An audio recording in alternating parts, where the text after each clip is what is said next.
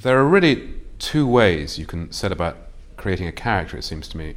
You either start with the idea of a person and then find a story to fit them, or, as happened in my case, you have an idea for a story and then there's a kind of a logical, deductive process which takes place, finding the person who's going to tell that story. In my particular case, I knew that I wanted the protagonist of The Accident Man to be the man who had killed Princess Diana, although her name does not in fact appear anywhere in the book, but you know it's her. Now, this is an absolutely appalling, despicable act, and yet the man who did it was going to be someone that the reader had to care about and want to succeed in what happened afterwards, and want to survive, and want to be happy and care about his relationships.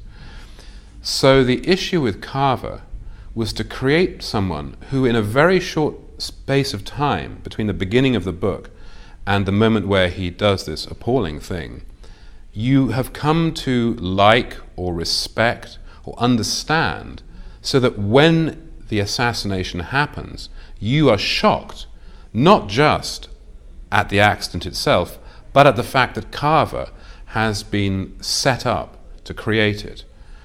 So I wanted to create somebody who would be easily relatable by the audience, by the reader. So he's not a kind of a superhero character.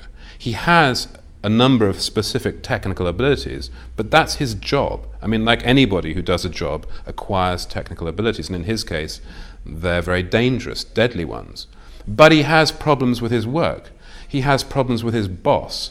He has problems with his relationships, not in a kind of he's a hopeless drunk, but just in the fact that in order to do what he does, he has to be alienated from himself, and over a period of time, the gap between, if you like, his emotional core and the persona he has to adopt in order that he can do the terrible thing of killing people has got broader and broader and broader.